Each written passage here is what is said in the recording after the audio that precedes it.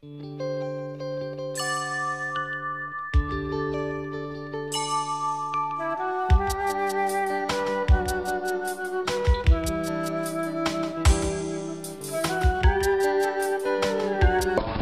call us the MBA authors, okay, but sitting in front of you, we look like three idiots. Right? The three MBA authors don't need a moderator. First of all, thank you for attending our session here in Agra. It's a fabulous feeling being in this wonderful city. This is the second time for me at the Agra Litfest. I was here last time as well, and it's a very great feeling. We got a wonderful venue this time, so well done, folks. And before we get going on the subject of the day, Ashwin and Piyush, yeah. I think the first thing which most of the people around here would want to probably know is MBA, a fabulous career, both of you. What made you switch careers or at least think of pursuing a parallel career and starting off writing? Not only did you start writing, but you also became such a big success. So, both you and Piyush, what kind of prompted you? And you. What prompted you to start writing? It was a bottle of whiskey. So, the learning for the day is, on your way back, get a bottle of whiskey. Any brand? Well, you know, as it was Hemingway who said that you should write when you're drunk and edit when you're sober. So, I think, look at it, Ravi, this way. The three of us are here and we don't have a moderator. And just as well, because probably any moderator would have a tough time dealing with three MBAs. Yeah. Because they're so full of themselves, let's face it. You know, so I think to a certain extent there is that old proverb which says that those who can do and those who can't teach. Probably that proverb needs a little bit of modification. Those who can do and those who can't write. I think in a lot of instances there are people who have wonderful stories and ideas sitting inside of them. And probably you faced it. I mean, after all the stuff that you've written has been related to the sector that you have intimately known. In my case, it was for the longest time I was born and brought up in a Banya family. I used to go to my dad's place of work, not for any other reason, but because I was told ki you must learn accounting. So, you know, and there was a Munimji out there who wore this cap, and he would always see me with a book. And he would say ki, Babu, ye sab aap kya kar rahe ho? If you have to read, then you read a balance sheet, not this. And if you have to focus on books, then do bookkeeping rather than book reading. And I think there is always in your life, there is always someone who makes you achieve that transition. In my case, it was my grandfather. The man was from Kanpur. Wow. And in Kanpur, he had this very beautiful library, and he would send me one book every week. And he would say, "Beta, isko padho." And the books were across genres. I mean, I remember receiving autobiography of a yogi and Charles Dickens and Leo Tolstoy, and I also remember receiving Lady Chatterley's Lover and Fanny Hill. I mean, so he was way ahead of his time in that sense. But what it did was it got me to read. And once that happened, then automatically it sort of took on a life of its own, you know. So I think that was where the transition for me happened. And you, Piyush? As you all know that I've not sort of followed that conventional path of being an MBA and then turning into a writer. Actually, I became a filmmaker before I became a writer as such, right? So I finished my MBA. Actually, I wanted to do something creative, but coming from a middle class army background, my father said, "Nahi, beta, MBA karo." So I did an MBA and I got into advertising, and I worked for 4 years on advertising brand strategy for large multinationals, and then I said I have to move out from here because I can't see myself doing this for the rest of my life. So because I was working a lot on ad films, that was a natural step for me, and I graduated from there, from what I learned, and I started making ad films for the agency, my agency Mudra, and then I became an independent ad filmmaker. From there I became a feature filmmaker. I wrote a script, I got finance, I got a kind of a platform to start making movies, and I made 3 movies, and then I said, okay, now let me see if I can write. So one day actually I was writing a screenplay for a big star, and that star had to go away for shooting a movie for 3 months in London, and I couldn't communicate with him, so I had to wait for him to come back. So I had nothing to do, so I just started writing, and I wrote a short story which became longer, and my wife said, why don't you write a couple more? So I wrote a couple more, and then she said, yeah, this could be a book, why don't you send it out? So I sent it out to publishers, and I got offers, and within 6 weeks from having finished those stories, by the time the star came back, I was a author with a 3-book deal. So that's how I came into it. In fact, I'm surprised, Piyush, that when the star went away for 6 months, you didn't consider casting yourself as a star in the movie. 3 months. It would have been fabulous. We would have lost a good author, but with your looks. So much more. Yeah, correct. Bollywood star power, you can't beat that. Okay, that's it. But Ravi, I want to know about your journey. Your journey is very inspiring. To me at least, it's been very inspiring. Well, we heard one perspective which said that a bottle of whiskey, okay, which gets you to be an author. In my case, it was my wife going away for a month. Okay. The wives play a role. Okay, so in case if you Naughty. So yeah. MBA, Naughty. wives, get married, be an MBA, get married. I see that we are now heading into naughty territory. Please explain further. My wife worked with Citibank at that time, and she had gone away on a management trainee program. She was a trainer, and in those days they used to train new entrants for a month. So she was away for a month. I had a 6-year-old daughter at home. I couldn't have partied, not have gone out. So I was sitting at home doing nothing. How long can you watch TV? So I started writing. I wrote some 10-15 pages, showed it to a few friends. A few of my guys who worked for me turned around and said, sir, you'll write a fabulous book. You write fabulous emails, so you're sure to write a good book. So then I turned around and said, suckers. Okay. But then finally I started writing to it. I wrote the first 10. I was a lazy guy, so the backdrop had to be the banking industry itself, because that's what I knew about. So I wrote about stories based in the banking industry and completed it. A lot of it was true stories. We will not go into that right now. But the bottom line is, get a glass of whiskey, ask your wife to go away for a month, and maybe if you're making movies, get a star, send the star away. You will actually write fabulous books. So that's the bottom line, guys. So now you know what to do when you get back home. Right? See, when we are saying fabulous books, we are just praising our own selves, so please excuse us. It might not be that fabulous, but it's something which we love to do, right? The question, Ravi, also is that, okay, we've talked about, to some extent, where we've come from, how this has happened. But I think what is unique is that now we have a whole generation of authors out there who are all MBAs. So what is it, in your opinion, that actually makes an MBA more prone to writing? I mean, is there... I've wondered, I've been asked about it, but I don't have an answer. So do you? Ashwin, a valid point you make, because today if you look at the bestseller list in this country, I would love to say all of it is commercial fiction. It is commercial fiction. But within the commercial fiction segment, if you look at the key authors in this country today, 80% of them are MBAs. I was actually comparing the Popular Book Awards last year and this year at Crossword. 8 out of the 10 guys in that list were MBAs.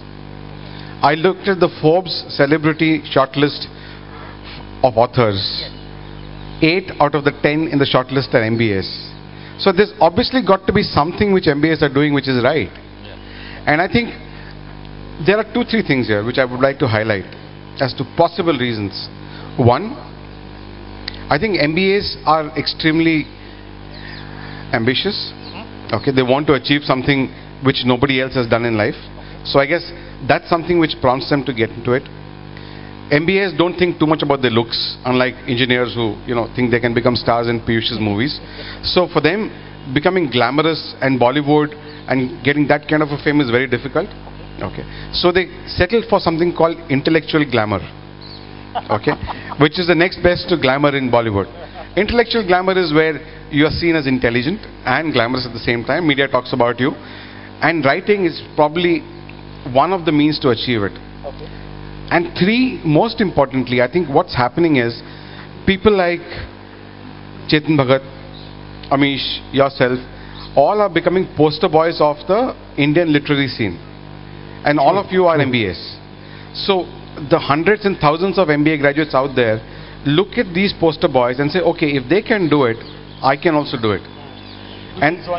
Which is actually drawing more and more people from the pack into writing. I think these are broadly the reasons. Unless yeah, I have a small point to add. The process of doing an MBA also opens you up in a way to taking abstract thoughts and presenting them in a easily accessible manner for the person who's reading that, right?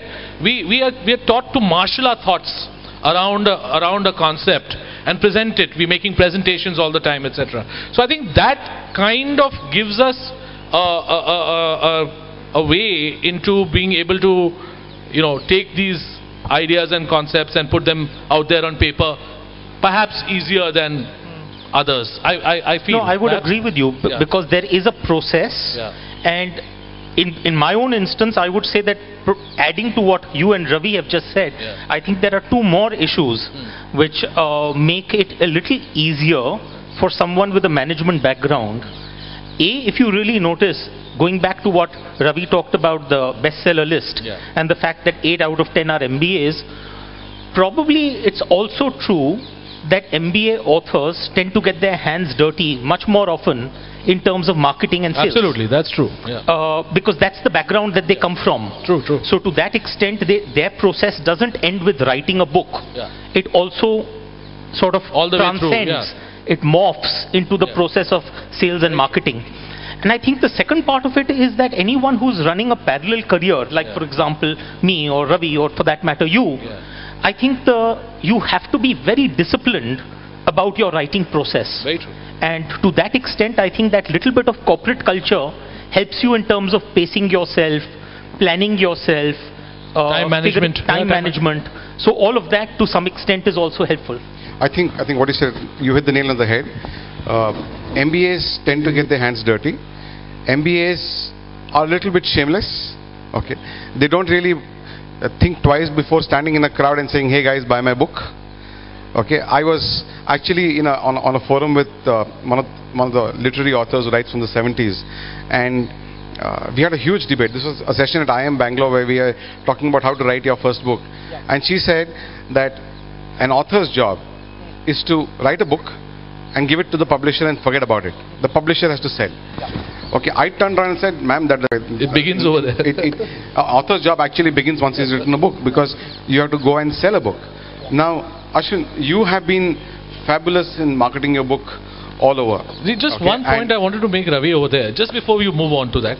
One thing I noticed about the MBA author versus the non-MBA author, let's say, is that we are all writing commercial fiction or even non-fiction, but very accessible, easily readable commercial, popular in the popular genre.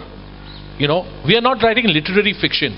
So I think because of that training, also we are sort of move easily towards writing the kind of books which we feel will be accepted, more popular, having to this as a alternate career. How do you market your books? How do you decide on what to market, where to sell your books, what kind of promotion activities you do? Do you think your MBA degree has actually helped you in doing that? Absolutely.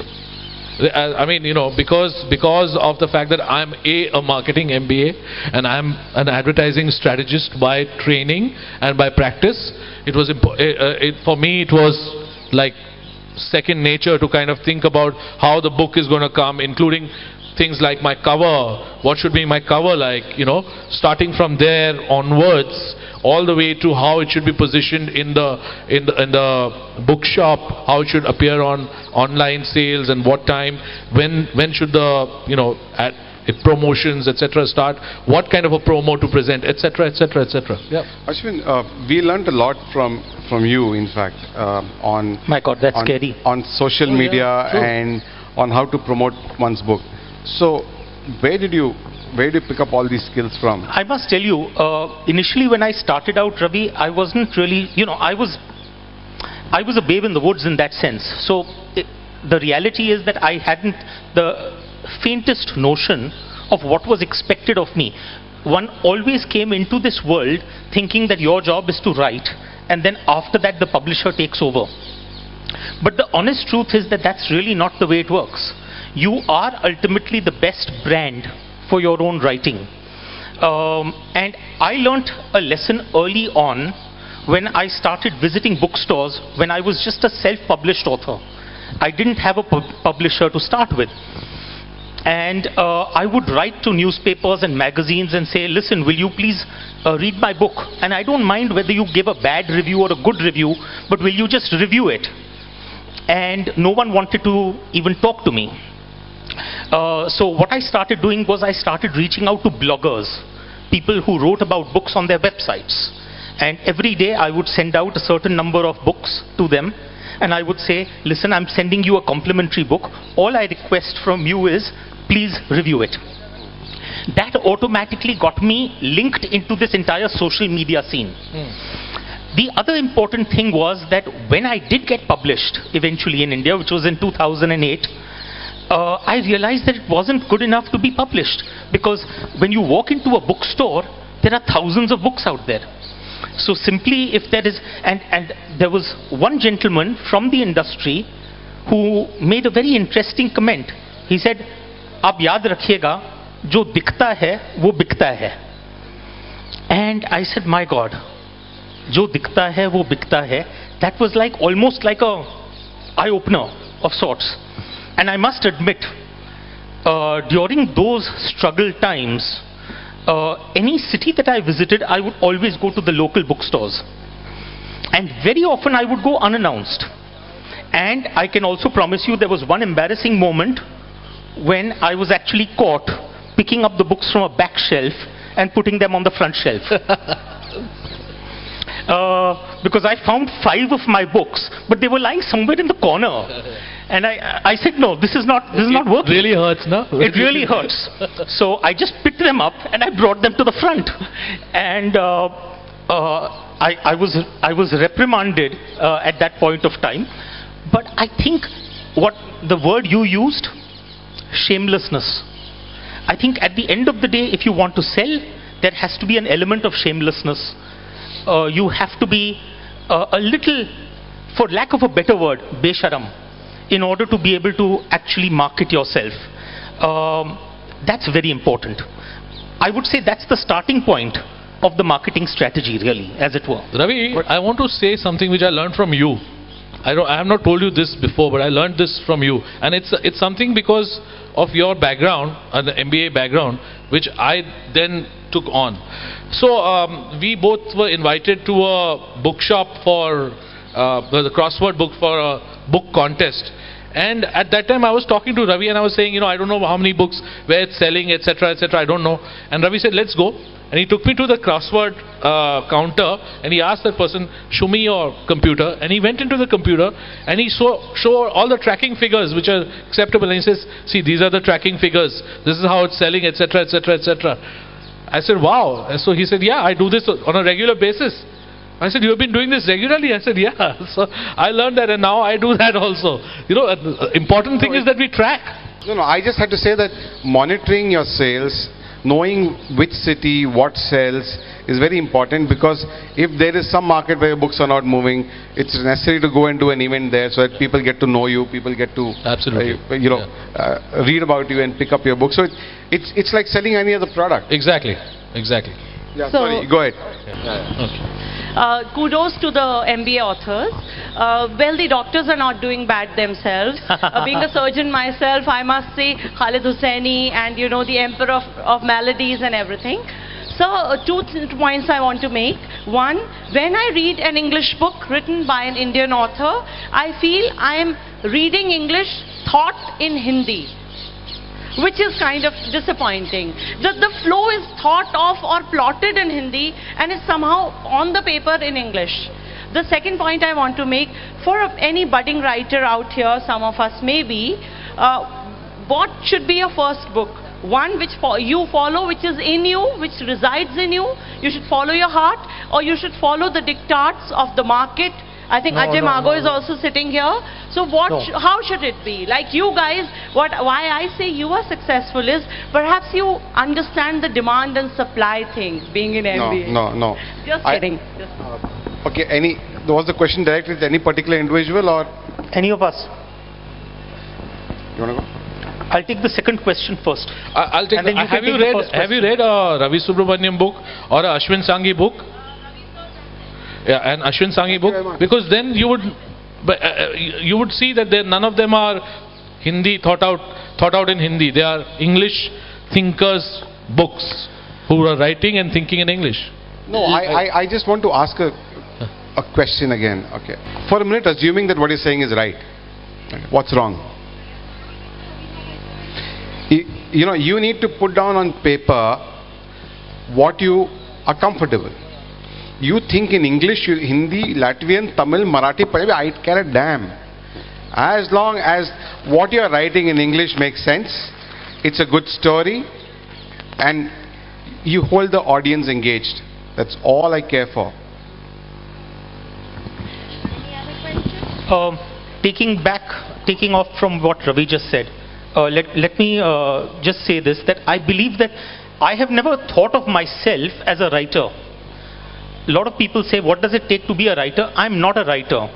At the end of the day, what we all are is a storyteller.